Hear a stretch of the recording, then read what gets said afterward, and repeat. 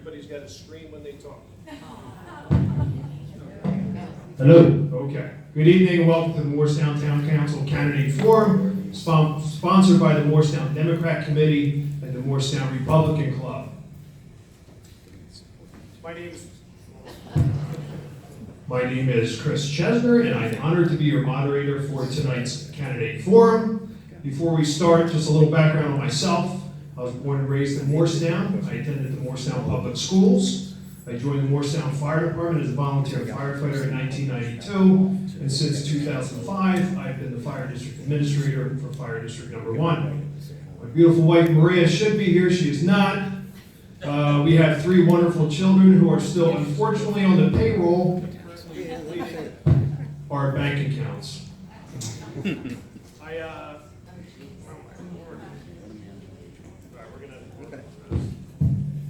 Okay. So, I recently learned that I was among a few well-known figures when both parties were looking for a moderator for this very important evening.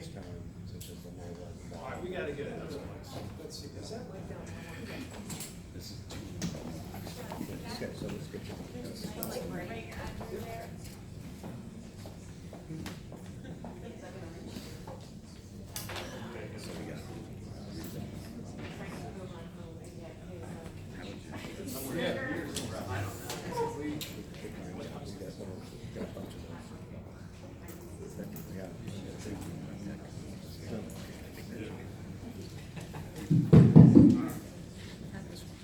Okay, can you hear me now? Well, there goes my joke, but we'll try it again. Recently, I learned that I was among a few well-known figures that when both parties were looking for a moderator for this very important evening, the likes of Kathy Orr of Fox News, Rick Williams of 6 ABC. However, they picked me, the fire guy. Honestly, I think they were committed to other functions and they're stuck with me. But rest assured, I do not take this honor lightly. I wore a tie this evening that had an equal amount of red and blue on it. The sport coat, on the other hand, this is all I have. I apologize, but again, my children are depleting my bank account. As the fire guy, I just want to point out the fire exits. To your left, my right, 2 sets of double doors in the front of the...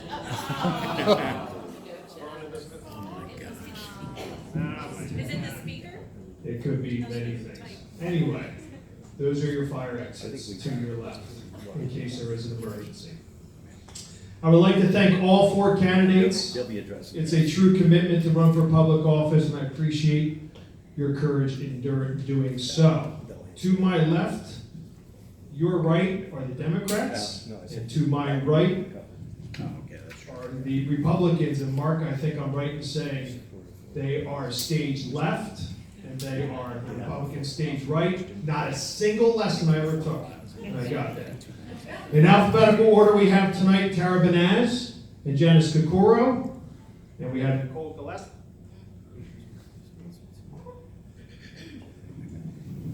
Nicole Gillespie and Quentin Law. Sorry, guys. Okay, I think they're going to put a clock on me here in a minute.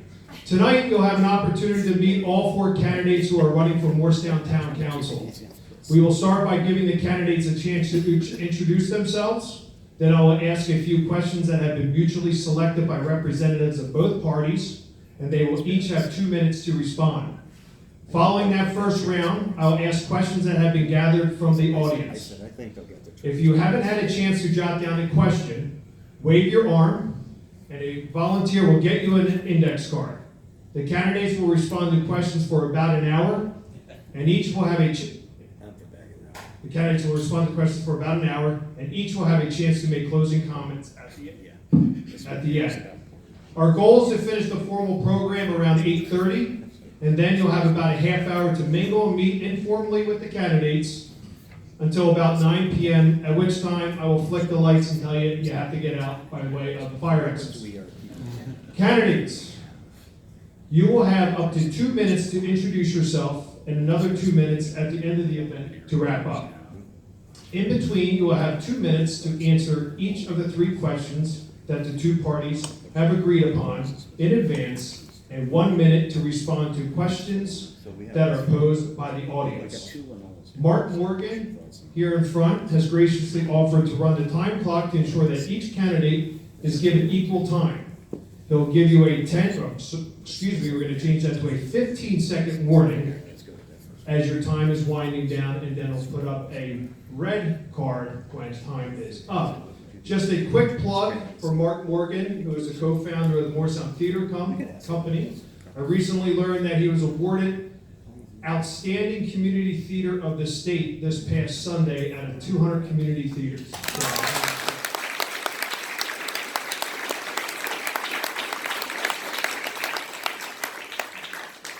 In order to be fair to all, you must stop talking when your time is up. If you do not, I will inform you of the same, and I will put a hard stop. Audience members, please ask questions that are respectful and that demonstrate a genuine desire to understand the candidate's stance. Since there are time limitations for each candidate to speak, and we want to get in as many questions as possible, we ask you respect a no jeers, no cheers rule. Unless I say something very funny, then you can go ahead and do what you want to do. You may clap as the candidates are first introduced. Other than that, please hold your applause until the end of the evening. There is to be absolutely no recording or live streaming of this candidate's forum by any audience member. And now to start the forum, we're going to flip a coin to see who goes first. We'll then rotate between the parties and the candidates, taking turns with who goes first. I will flip the coin, and Democrats are going to be heads, Republicans will be tails.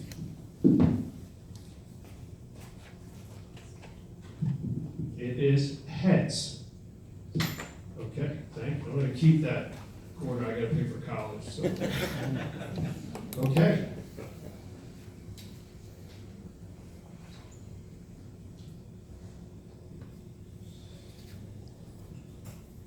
Okay, so the Democrats will be going first, and we'll alternate parties and candidates from there. You have up to 2 minutes to introduce yourself and make some opening remarks, including your background, how you've contributed to the Moorestown community before running for office, and what are your most important things you want to do to improve Moorestown, yada, yada, yada. Again, you'll have up to 2 minutes each. Remember that we're keeping a time clock that will be visible to you and Mark. And Mark will keep signal when you're getting close to the end of your allotted time. Again, yellow is the warning, 15 seconds left, red is a hard stop. Nicole Quinton, who's going to go first?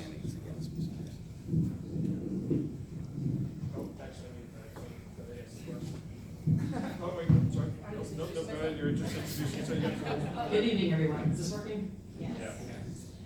Good evening. My name is Nicole Gillespie. I want to thank you all for coming out tonight. I think this is an important part of our civic duty in township, and thanks to the members of both teams who helped organize this. Chris, of course, for moderating, and Mark for timekeeping. This is my 4th year serving on Moorestown Council, my 3rd year as mayor. I first moved to Moorestown in 2013, but I've been working here since 2005. As a child of a family that moved around a lot, and somebody that then moved around a lot as a military officer, I'm happy to say I've lived in Moorestown longer than I've lived anywhere in my life, and I plan on staying put for quite a while. I've devoted my career and much of my free time to service, and I bring that ethic of service to council. I was commissioned a naval officer in 1990, and within 6 months of graduating from college, I was leading a large division of soldiers, airmen, sailors, and Marines doing signals intelligence work in support of the Gulf War. Following that, I served as part of an interagency task force conducting counter-narcotics operations in the Caribbean. When I returned to civilian life, I pursued a career in education. I have served as the CEO of 2 different nonprofits. I've been named one of New Jersey's top 50 women in business and an outstanding woman of Burlington County in corporate leadership advocacy. As a council member, I served on 4 of our township committees. I served on the board of the New Jersey Council of Mayors, and recently I was honored to be named a 2022 Outstanding Elected Official for Southern New Jersey. Because of my experience on council and as a nonprofit CEO, I understand the complexity of balancing a budget when you're the steward of other people's money, who also expect that that money be used to make theirs and others' lives better. When I first became mayor in 2020, I thought I would preside over the meetings, officiate a few weddings, cut a few ribbons. I know I don't need to remind you all how 2020 went, but throughout that year and the rest of my time on council and my entire career, my commitment to be of service has not wavered. I have a 30-year track record of bringing people together to solve complex issues, exactly the kind that we face on council and will face. Thank you. Thank you, Nicole. Who will we go first?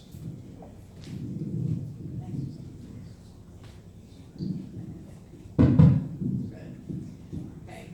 Thank you all for joining us this evening. I'm Janice Kokoro, and I'm a lifelong resident of Moorestown. I graduated from Moorestown High School, as did my 3 siblings and my 2 brothers-in-law. 3 of us chose to raise our families here. My parents and 2 sisters are still in town, and I have 6 nieces and nephews that have gone through the Moorestown school system. I have 3 sons with my husband, Frank. They go to school in the UES, WAMS, and the high school. We have raised our sons to understand the value of giving back to our community. I'm actively involved in the Moorestown Home and School, youth football, Moorestown Lacrosse Club, and I'm a board member for the Pheasant Run Swim Club. I see running for town council as another way to give back, and I truly wish this was not a partisan election. I have 0 political ambitions outside of the borders of Moorestown, and I will not answer to anyone outside of this town. The only endorsements I'm seeking are those of Moorestown residents. I simply want to give back to the town I love and make sound decisions so Moorestown will prosper for years to come. Instead of boring you with some biographical background, you can visit our website at leadership.listens.us. Thank you.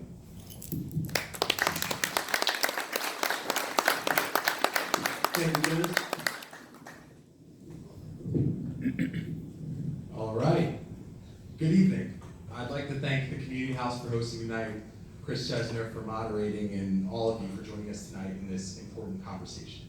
If I haven't met you before tonight, my name is Councilman Quinton Long. I'm a 3rd-generation Moorestonian. My grandmother bought a house on Farmdale Road 50 years ago. She was the owner of her own small business in Camden, and she moved here because she wanted to give her family a better life. She believed in the promise of this community, and I'm proud to say that 50 years later, she had the opportunity to vote her grandson in as the first Black councilman in Moorestown history. But before I was on council, I served in the United States Senate, where I worked with the Veterans Administration and the IRS to personally return over $7 million back to working families across the state. Where I worked, in that role, I worked with federal and local government to get things done. And now I work at an economic development nonprofit in the city of Camden, where I oversee public and private investment throughout the city. There I lead on multi-million-dollar park, infrastructure, and workforce development projects.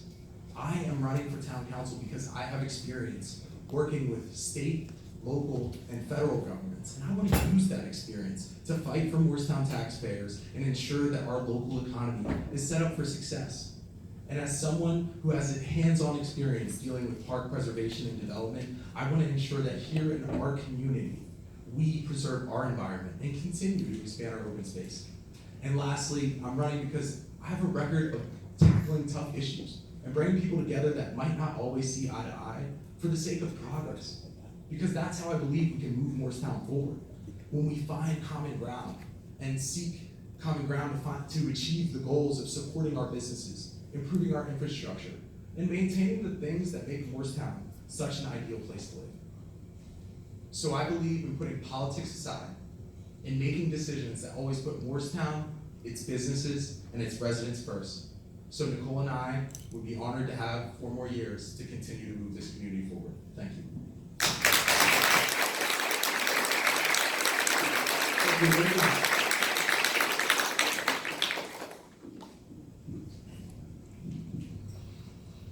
Good evening, and thank you all for being here. For those of you that do not know me, I am Tara Benez, a lifelong resident here in Moorestown. I grew up here in town, and my parents, George and Michelle Matteo, still live here today. I'm an active community volunteer with a full-time career as a recruiter. I am the proud wife to my husband, Jeff, a U.S. Marine and a veteran of Operation Iraqi Freedom. We are high school sweethearts, and together we have 3 children, JT 15, Carter 13, and Brooke 9. I am truly honored to be up here tonight running for a seat on town council. If you would have told me when I was a Baker Bear that I would be up here tonight, I would have thought you were crazy. However, This town and what it has meant to me over the years is why I feel passionate about taking a stand, making a difference, and bringing a new and different voice to council. For me, this is about Moorestown and what is best for this town. I do not think that in local town politics there should be a divide between red and blue. There should be only two colors right now that all of us residents here in Moorestown care about, and that is black and gold. Thank you.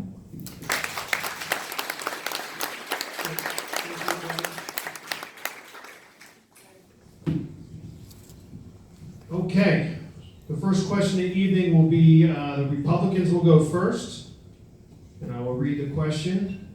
Question number 1, what is your assessment of Moorestown's financial health, and what will you do to improve, correct, or continue it?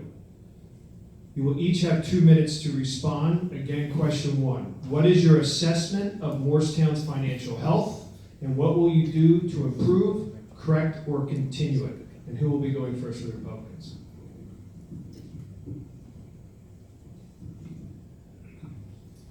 I expect our opponents will talk about not having a tax increase during this election year, and that they will take credit for the work of the CFO in the township's AAA Moody's bond rating. However, the simple fact is that this year's budget is filled with funding gimmicks. To begin with, their budget includes millions of dollars in COVID relief money and a one-time sale of a liquor license as revenue. And the fact is, this money will not be here next year. These are both temporary sources of revenue that the town has benefited from, but cannot rely on in the future. They have also used nearly $3 million of our town's surplus to balance this budget. Making matters worse, they have offered tax breaks to developers in the form of pilot programs. Pilot programs eliminate the school tax obligation for the developers of these projects. Although it all might look good on the township's balance sheet, in reality, all they have done is use one-time funds to pay reoccurring costs and shift the tax burden to the schools, which they will claim they have no control over. The first thing to do is to stop these tax breaks for the developers and make sure each new project that comes to Moorestown is paying their fair share in taxes. Also, we need to ensure that our township projects are completed in a timely and efficient manner. We must stop changing professionals mid-project, which has cost our taxpayers hundreds of thousands of dollars. Another thing we need to do is spend our money more wisely. Should we really be spending over $70,000 a year on a social media director to run the township Facebook and Instagram page? I can tell you that I run the social media accounts for 3 of the organizations that I volunteer my time on and never have been offered that much money. That's not true. I think a better use for that money would have been to hire an additional police officer, therefore putting public safety ahead of public relations. Thank you, Tara. And for the Democrats, who's going to go first? All right, thank you. And I'm not going to minimize the duties of any township staffer, but what I'm going to do is talk about the financial situation here in our community. I believe that our financial situation is moving in the right direction. And if you look around our community, it's hard to deny the growth that we're seeing. You know, whether you look at our mall and see Cooper Medical Center moving in, which is a long-term tenant that provides ratables to the mall, or if you look at our Main Street, where we're doing infrastructure improvements because we believe that better streets are better for that business district. Or if you look at Linola, where we are finalizing the long-awaited Linola redevelopment project, which is going to beautify that neighborhood, and exploring creative rehabilitation mechanisms that are going to redevelop that neighborhood in a way that the residents best see fit. And we do this because we know that the only way we can continue to improve the financial health in this community is when all 3 of our business districts are thriving. And as someone who's worked with local governments and mayors across the state, I believe that we should work closely with our county, state, and federal partners so we can secure funding to get things done in this community, but be creative about how we offset the cost. Because if we want to continue to improve the financial health of our community, we have to be ensured that we are creative about that. And I'm proud to say that since I've been on council, we've added $1 million a year in non-taxable revenues, which benefits every single taxpayer in this room, especially when we are living in times of when inflation is going up, costs are rising. I'm a new homeowner, I feel it too. And I believe as an elected official, it is our responsibility to provide the highest quality services at the lowest possible cost. Thank you. Thank you, Quentin. Janice?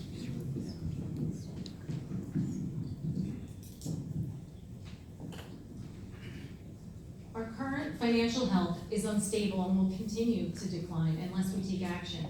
We are carrying over $106 million in debt, which is a $45 million increase over the last 4 years. Our total revenues, including state and federal aid, is roughly $27.5 million. When debt far exceeds your income, your financial health is nothing to boast about. We have the potential to recover tens of millions of dollars the township spent to purchase clean water and to design and build water treatment plants. Our well closures were caused by the polluters of our water supply, and it's irresponsible to not pursue recovery of those funds. When campaigning 4 years ago, Nicole pledged to pursue the polluters, but failed to do so. We also need to control spending. In July, council approved the purchase of one battery-powered lawnmower for $25,000, which is about 4 to 5 times the cost of new machines that Public Works currently uses. It won't work for a full 8-hour shift, and it will be used maybe 6 or 7 months out of the year. We need to put a stop to unnecessary lending as well. Council recently approved a 30-year no-interest loan for an amount between $5 to $10 million, which will likely not be paid back. When questioned at a recent meeting about why this loan was granted for a fully funded project, council members were not able to give a clear answer. We can't give away tax dollars without an understanding of whether it is even necessary. It's council's duty to push back on developers and defend its taxpayers' money and not take on any more unnecessary debt. Council wants you to see a AAA rating and no tax increase and think we're in good shape. Meanwhile, they're depleting the Affordable Housing Trust Fund. In 2025, the fund will be $1.25 million in debt, and that estimate doesn't even take into consideration the recent $5 to $10 million loan. Thank you, Janice. Nicole? Thank you. So this is where some experience on council comes in handy. So I've heard my opponents talk about tax breaks to developers, but in fact, these pilots that we were given were required by law in order to get funding that would allow for tax credit breaks. Had we not done that, the tax burden on Moorestown would have been millions of dollars more. So this is a complex thing. It's not easy to understand. I get that. But this is what we mean when we talk about fiscal responsibility. It's not throwing glib campaign sound bites out there, but making sure the public has access to the truth, which we have done. We talked about, my opponent here talked about contractors and switching contractors in the middle of the job. Yes, we have fired incompetent contractors. Again, this is what we call fiscal responsibility.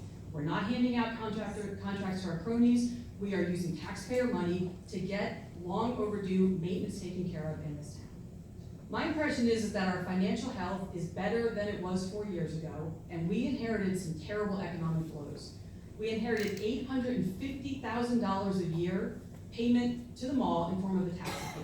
That is an expense that appeared on the balance sheet that was not there, that we pay back, which, by the way, when those taxes were collected, 64 cents went to the school. We're paying back every penny of it. We've heard talk about affordable housing and the payments there. The Affordable Housing Trust Fund was set up for exactly what we are using it for. There is oversight of that fund. That fund is paid for by developers, not taxpayers. If we weren't using that, the money would come out of taxpayers' pockets. So no, I'm not going to mention our AAA bond rating. I'm not going to mention a tax increase.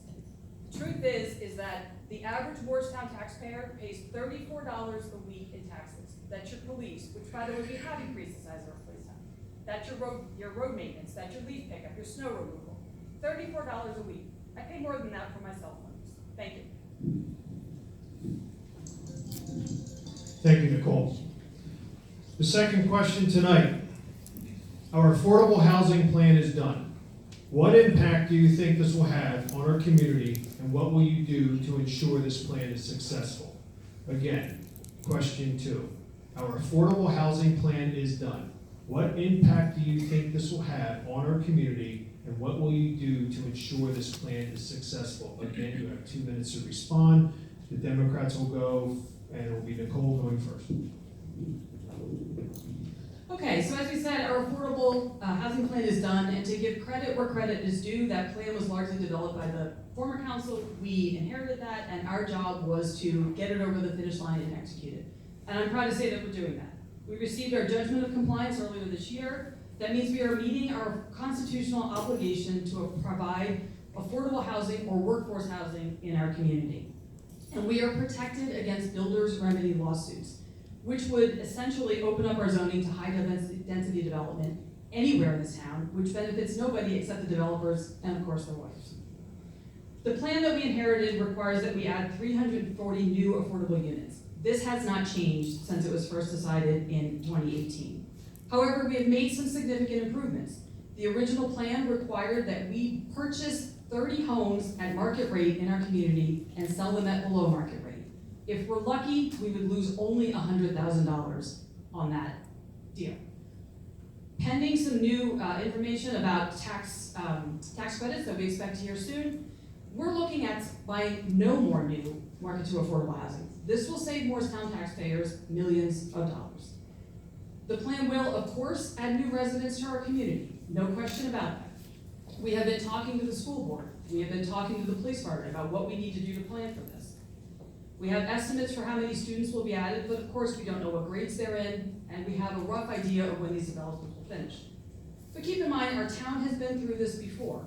When the Moorestown Hunt and Laurel Creek were built, and a few other neighborhoods in the mid-90s, that added 1,400 new students to our schools. We're looking at about 250 from our entire new affordable housing development. Here's the truth. An individual earning about $55,000 a year will qualify to live in affordable housing. Those are the people who serve our town, and they deserve to live here. Thank you, Nicole, and who will be going first? Janice?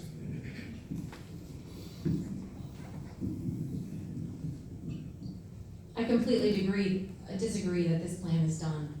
Moorestown has such a rich history of making affordable housing available, even before the Mount Laurel case was decided. It is so important that we continue to renew our existing affordable housing units. Renewing these credits ensures that our friends and neighbors can continue to afford to live in Moorestown and be a vital part of our community. Although we have received a judgment of compliance, the plan is still evolving. For instance, the developer of the proposed Nagle tract, which may be described now as the UES tract or Morton Landing, initially pushed for a 50-50 affordable housing project by convincing this council that there were tax credits available, which has not been the case. This developer in particular was hand-selected without the opportunity for a competitive bidding process. The proposal now is a 70-30 split, and they are again attempting to get tax credits. If this second application fails, they will likely return to Moorestown asking for a loan. And we know that if granted, this will dig us even deeper into debt.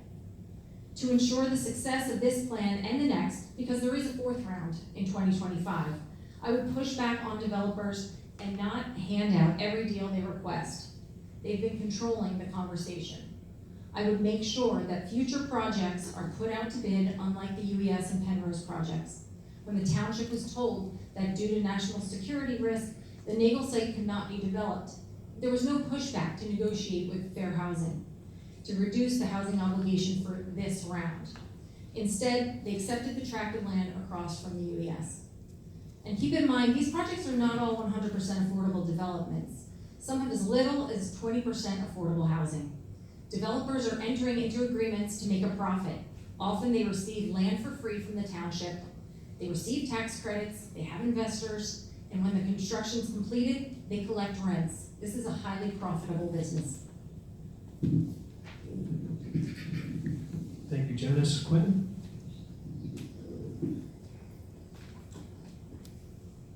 Well, I think it's important that we all know how we got here, and my opponent said that we have a rich history in affordable housing, and I guess that's true. For 20 years, we lacked on our affordable housing obligation. We actually dodged that obligation for 20 years and didn't provide it in our community. So I think it's important that folks know that in here. And back in 2018, a bipartisan council agreed on the fair share housing plan that we're executing now. And it's our job to carry that through. And I'll give credit where credit's due. I think the impact of the plan is going to be positive. I mean, if you look at our mall, this housing plan will play an important part of what is going to bring that mall back to life, and that's ratables for every taxpayer in this room. And you know what? It's not easy to receive a call from senior citizens in our community that can no longer afford their mortgages. And they certainly can't afford to move in one of the retirement communities that we have here in town. And then when they call our current affordable housing that we have available, they're hit with wait lists. These are people that have been in this community for generations. Families like mine, that without affordable housing, they would not be able to stay in this community. And I think that highlights another positive aspect of this plan, which is it allows the folks that serve our community, our police officers, our teachers, our firefighters, an opportunity to call Moorestown home.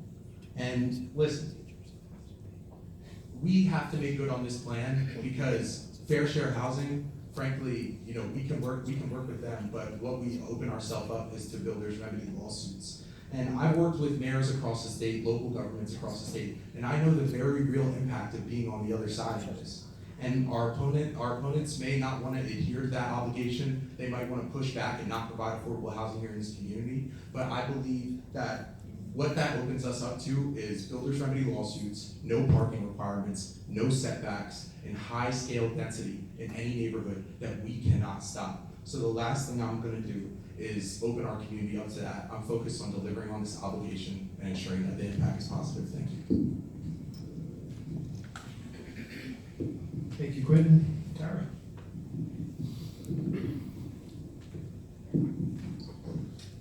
I agree with Janice in that this plan is far from done. From what I understand, the owner of the Lanola Shopping Center is still threatening a court action for a high-density housing project on that site.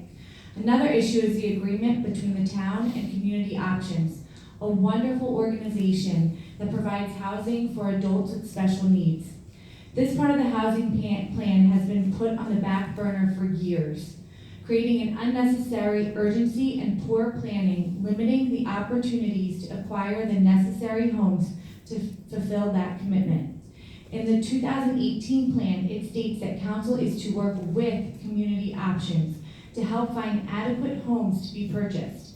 However, when speaking about it in a recent council meeting, the mayor told the public that the council has no control over that part of the plan, even though it is clearly stated in the agreement that she signed on February 28, 2020. Moreover, when the mayor and council were challenged by residents voicing their concerns over the issue, the mayor followed the township attorney's advice to stop taking questions and move the issue to a future closed-door session. Even though the agreement is a public document and there was no need for it to be a closed session. As for the impact of the plan, I am truly worried that the impact that it will have to our schools and township services.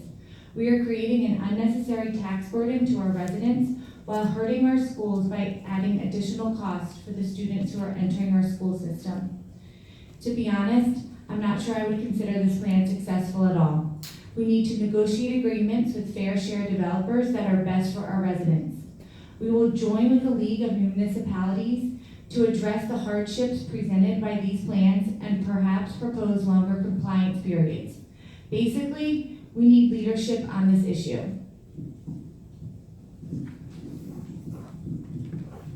Thank you, Tara. Question number 3. And the Republicans are up next on this. How would you rate the state of Moorestown's infrastructure, and what would you make a priority once elected to council? Again, how would you rate the state of Moorestown's infrastructure, and what would you make a priority once elected to council? Everyone has 2 minutes again to respond on this question. Tara, you're up.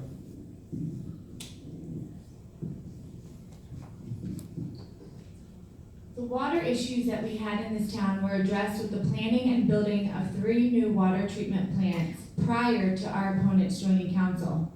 I'm not aware of what major infrastructure projects have been initiated and completed by this current council. I do have concerns when it comes to our infrastructure with all the new residential housing development projects that have been approved. This council has not completed any studies regarding the impact that this new housing will have on our infrastructure. However, we already know that some of the current projects have insufficient sized pipes to carry the amount of water needed for those projects. It is also unclear as to whether we will need to build another sewage treatment plant to accommodate the increase in population, and that expense will fall to the taxpayer. Besides the strain that these development projects will put on obvious infrastructure systems, has council even thought about the strain it will put on our recreational infrastructure? Will the rec center and recreational facilities be able to support the needs of the new families moving into town? And what about the seniors that will be moving into the planned senior development project? And the special needs citizens that will be joining our community? Our current rec department has so many wonderful programs that they offer, but are they able to sustain the influx of our residents? In a 2019 council meeting, when a group of young softball players asked for a dedicated field, Nicole stated that they do deserve world-class facilities. And yet, 4 years later, we still do not have one dedicated softball field for our young women in this town. This current council has done nothing in regard to our recreational infrastructure, and because of this, I am worried that we will not be able to serve the projected growth in our population that is predicted.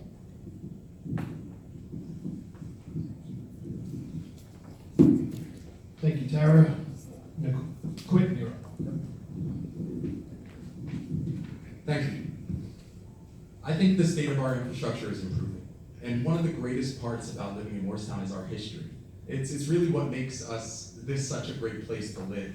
But we can't appreciate that history if we're not taking care of it. And what comes with a historic town is aging water mains, pipes, and streets. And once elected to council, you can count on me to ensure that Moorestown will be strong for another 300 years.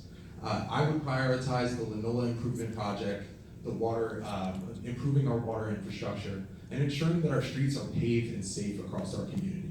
And look, I live in Linola, and when we were knocking doors to talk about the Linola Improvement Project, I had somebody say, for the first time in all of her years of living in Linola, she's never had someone knock on her door and ask about her vision for the neighborhood. Hearing things like that break my heart, because it shows that projects, important projects, have fallen to the wayside for a very long time. And those are projects like our 100-year-old water main that lies beneath our main street. We have some of the cleanest water in the state running through century-old pipes. And I know, fixing pipes isn't the flashiest thing to be talking about, but it's something that needs to be done. And I also will continue to pave streets like East Main and tackle speeding here in our community, because our families do not deserve to have to worry about cars speeding through their neighborhoods. And there are so many other things that we have to do. Those are my top 3 priorities, but they're not cheap. They're very expensive. And I'm glad that we have our hometown congressman and federal partners, Andy Kim, who secured what will hopefully be $2 million to offset the cost of the water main replacement. In order to address all these challenges ahead, we have to be creative about the funding and how we're going to pay for it so it doesn't fall back on the taxpayer. And I believe we need folks with the government experience to do that. Thank you. Thank you, Quinn. Janice?